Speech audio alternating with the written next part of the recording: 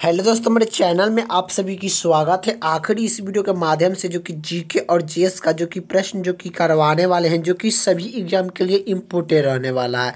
आप किसी भी एग्जाम की तैयारी कर रहे हैं तो आखिरी इस वीडियो को शुरू से अंत तक देखिए, तभी आप लोगों को जो कि समझ में आएगा कि आखिर आप लोग का जीके और जीएस से कैसा प्रश्न आप सभी को एग्जाम में जो कि देखने को मिलता है। तो चलिए, तो जीके जीएस का पहला प्रश्न क्या पूछ रहा है कि आगरा किस नदी के किनारे स्थित है। तो आगरा किस नदी के किनारे स्थित है? तो यमुना नदी के किनारे स्थित है। इसका राइट आंसर ऑप्शन जो कि डी हो जाएगा। आगरा किस नदी के किनारे स्थित है? तो यमुना नदी के किनारे स्थित है। अगले का प्रश्न की ओर चलते हैं। अगले का प्रश्न क्या पूछ रहा है कि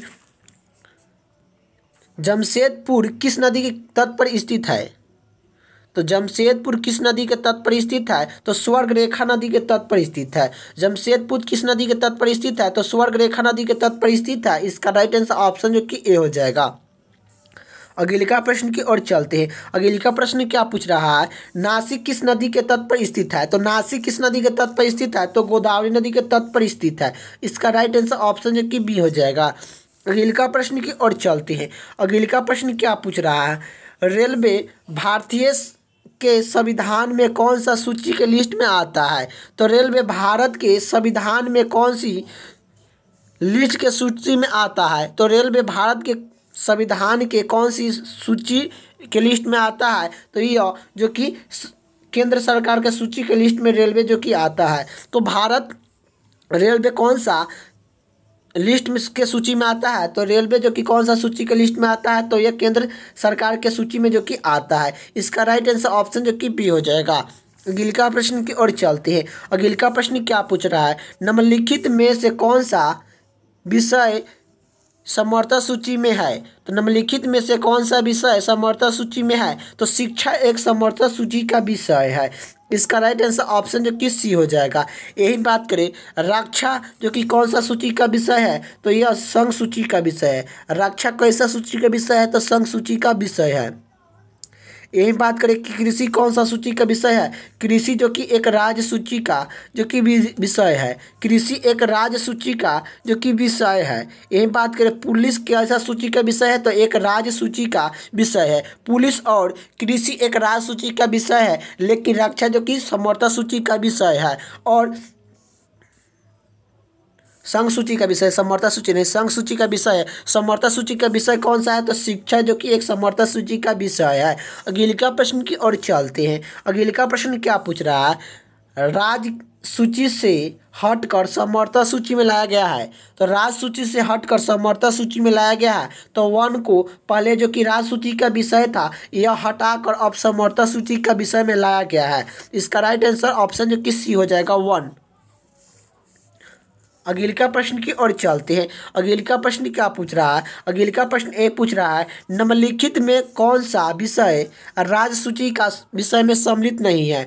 तो निम्नलिखित में से कौन सा विषय राज्य सूची के विषय में सम्मिलित नहीं है? तो राज्य सूची के विषय में जो कि सम्मिलित नहीं है, तो जो कि शिक्षा एक समर्था सूची का विषय है। राज्य सूची का विषय जो कि नहीं है। इसका राइट आंसर ऑप्शन जो कि डी हो जाएगा।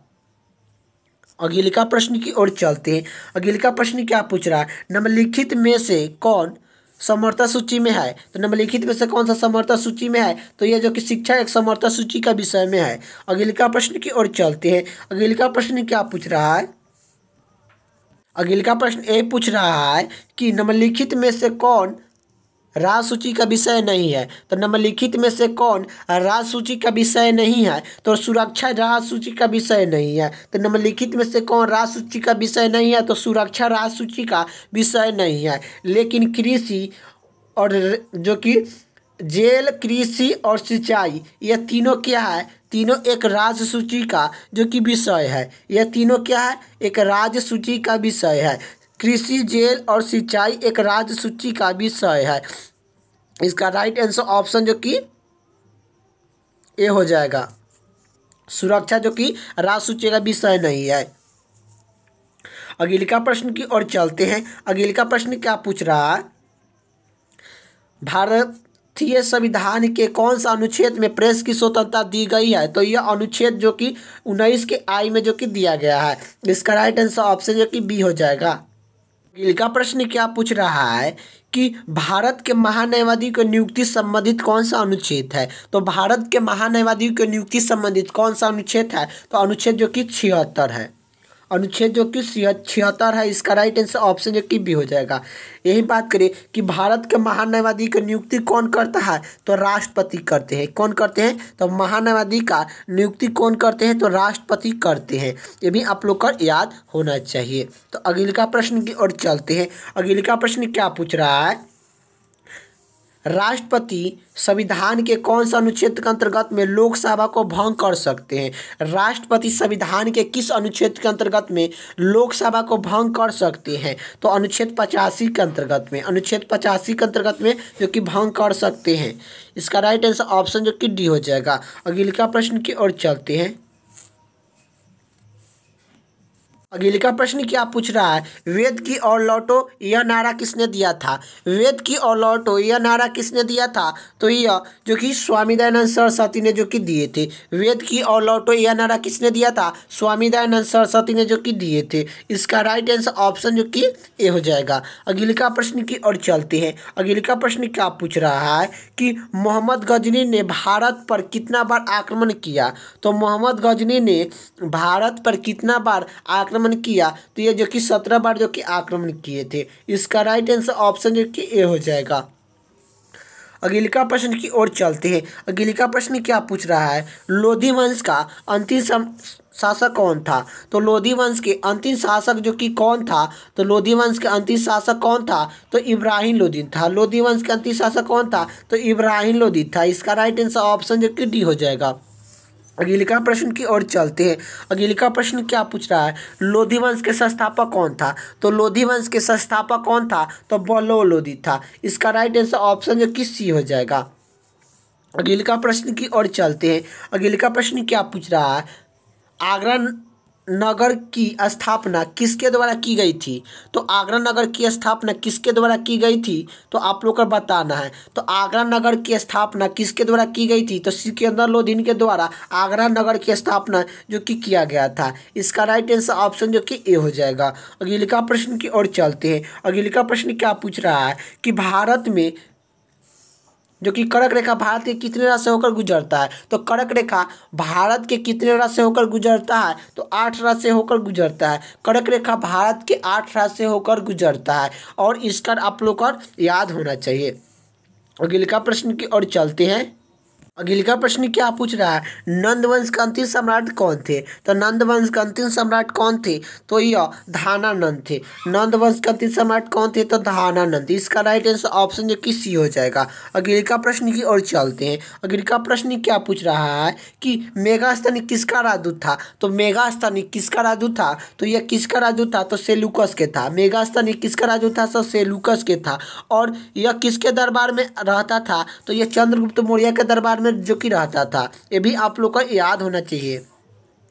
अगले का प्रश्न की ओर चलते हैं। अगले का प्रश्न क्या पूछ रहा है कि कलिंगा युद्ध किस वर्ष में हुआ था। तो कलिंगा युद्ध किस वर्ष में हुआ था। तो यह 261 बीसी में जो कि हुआ था। 261 बीसी में कलिंगा युद्ध हुआ था। इसका राइट आंसर ऑप्शन जो कि सी हो जाएगा। अगले का प्रश्न की ओर चलते हैं। अगले का प्रश्न क्या पूछ रहा है। अगले का प्रश्न ये पूछ रहा है कि भारत में निम्नलिखित में से किस राज्य के तटरेखा सबसे लंबी है। तो किस राज्य का तटरेखा सबसे लंबी है आप लोग को बताना है। तो यह जो कि गुजरात का तटरेखा की लंबाई जो कि सबसे लंबी है। तो गुजरात तटरेखा की लंबाई सबसे अधिक है। इसका राइट आंसर ऑप्शन जो कि ए हो जाएगा।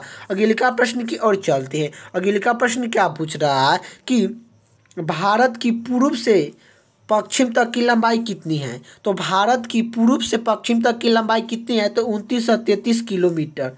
2933 किलो है। इसका राइट आंसर ऑप्शन जो कि ए हो जाएगा। अगले का प्रश्न क्या पूछ रहा है। निम्नलिखित में से कौन सा नागदा फसल है। तो निम्नलिखित में से कौन सा नागदा फसल है आप लोग को बताना है। तो मकई एक नागदा फसल है। इसका राइट आंसर ऑप्शन जो कि बी हो जाएगा। अगले का प्रश्न की ओर चलते हैं। अगले का प्रश्न क्या पूछ रहा है। निम्नलिखित में से कौन सा खड़ी फसल नहीं है। तो निम्नलिखित में से कौन सा खड़ी फसल नहीं है। तो खड़ी फसल कौन सी नहीं है। तो खड़ी फसल जो कि सरसों जो कि खड़ी फसल नहीं है। सरसों एक जो कि रबी फसल है। सरसों कैसा फसल है। तो एक जो कि रबी फसल है। यही बात करें कि आखिर यह आप लोग का ये सरसों कैसा फसल है, तो रबी फसल है, नहीं तो ये तीनों क्या है, एक खरीफ फसल है।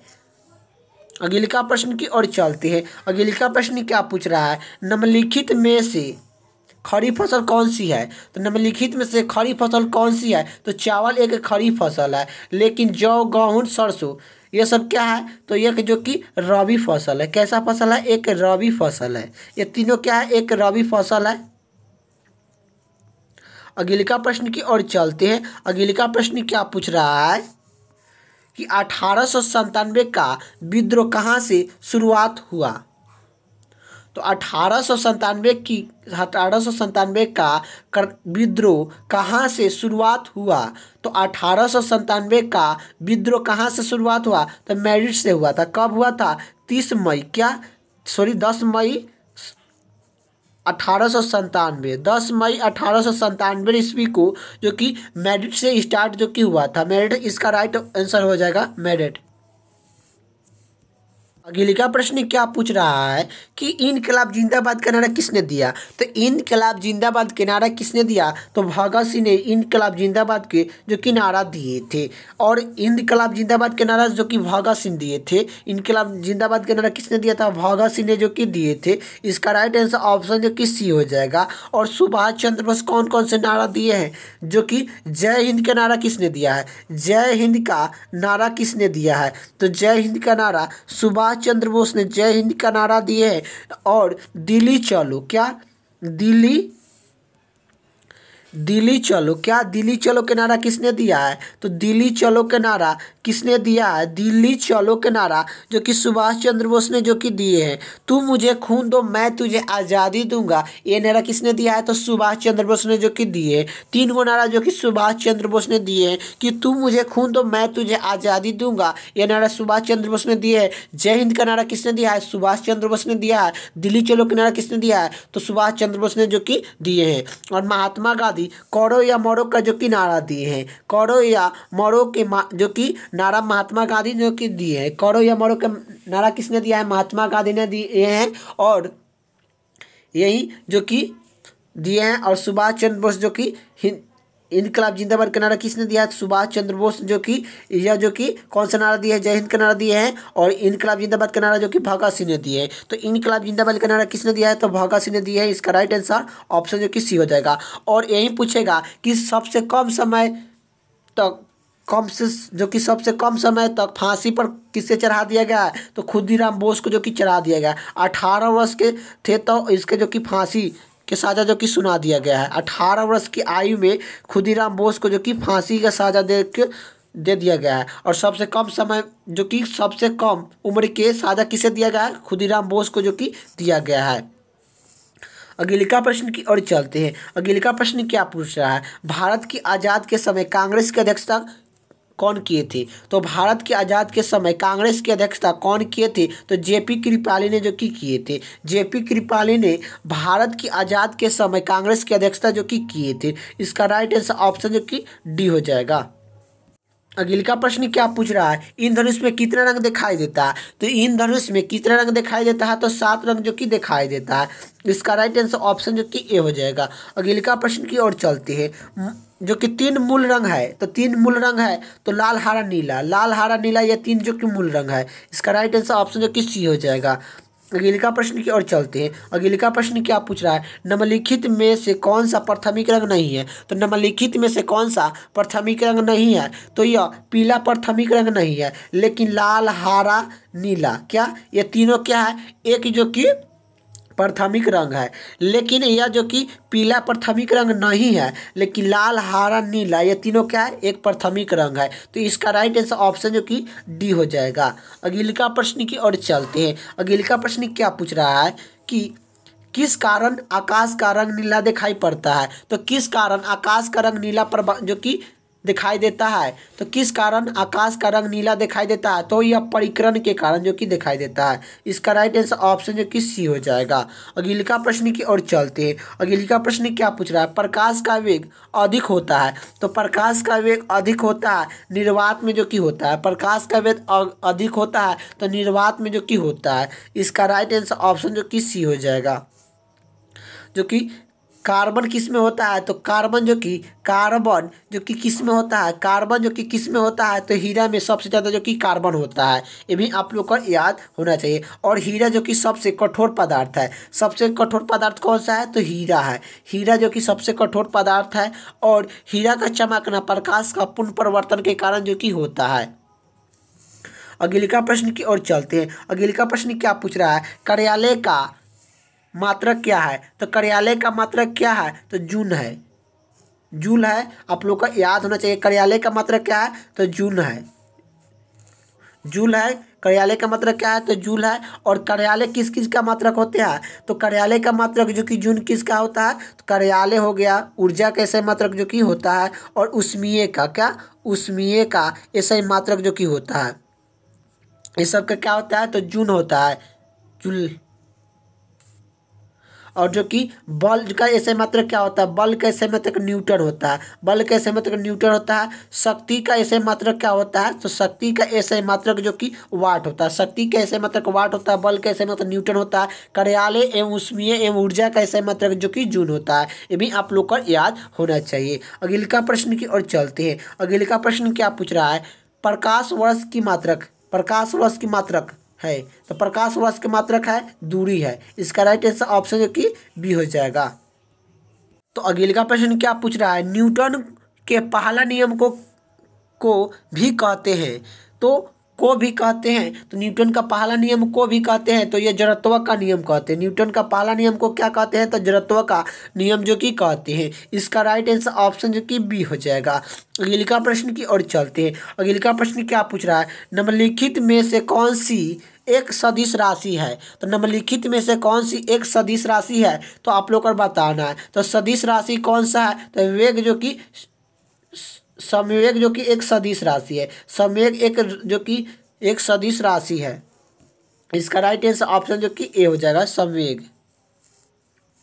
अगले का प्रश्न की ओर चलते हैं। अगले का प्रश्न क्या पूछ रहा है, बल का गुणनफल है, तो बल का गुणनफल है, तो यह द्रव्यमान और त्वरण का होता है। बल का गुणनफल क्या होता है, द्रव्यमान और त्वरण का होता है। इसका राइट आंसर ऑप्शन जो कि बी हो जाएगा।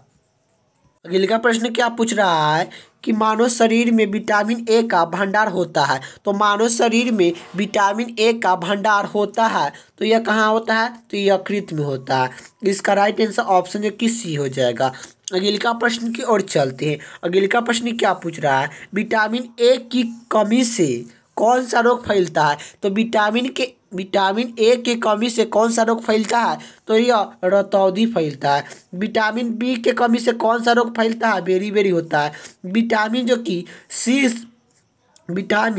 कि सी के कमी से कौन, स्कॉर्बी रोग होता है। विटामिन सी के कमी के कारण जो कि स्कॉर्बी रोग होता है। यही बता दे, ये सब आप लोग का विटामिन ए का रासायनिक नाम क्या है, तो रेटिनॉल है। विटामिन ए का रासायनिक नाम क्या है, रेटिनॉल है। और विटामिन ए के कमी से कारण कौन सा रोग फैलता है, तो रतौंधी फैलता है। तो इसका राइट आंसर ऑप्शन जो कि डी हो जाएगा। अगले का प्रश्न की ओर चलते हैं। अगले का प्रश्न क्या पूछ रहा है कि विटामिन सी का रासायनिक नाम क्या है। विटामिन सी का रासायनिक नाम क्या है, तो एस्कॉर्बिक अम्ल होता है। एस्कॉर्बिक अम्ल विटामिन सी का रासायनिक नाम होता है। इसका राइट आंसर ऑप्शन जो कि डी हो जाएगा। अगले का प्रश्न की ओर चलते हैं। अगले का प्रश्न क्या पूछ रहा है कि निम्नलिखित में से कौन सा विटामिन जल में घुलनशील होता है, तो निम्नलिखित में से कौन सा विटामिन जो कि जल में घुलनशील होता है, तो जल में घुलनशील विटामिन कौन सा है, तो विटामिन बी और विटामिन सी। विटामिन बी और विटामिन सी ये जो कि जल में घुलनशील होता है। तो इसका राइट आंसर ऑप्शन जो कि विटामिन सी हो जाएगा। अगले का प्रश्न की ओर चलते हैं। अगले का प्रश्न क्या पूछ रहा है कि मानव शरीर में रक्त का थाका किस विटामिन से बनता है, तो मानव शरीर में रक्त का थाका किस विटामिन से बनता है, तो विटामिन के। इसका राइट आंसर ऑप्शन जो कि बी हो जाएगा। तो आखिर आप लोग का जो कि वीडियो कैसा लगा कमेंट बॉक्स में बताइएगा। वीडियो अच्छा लगे तो लाइक कर दीजिए, चैनल पर नहीं तो चैनल को सब्सक्राइब करिए। जय हिंद, जय भारत।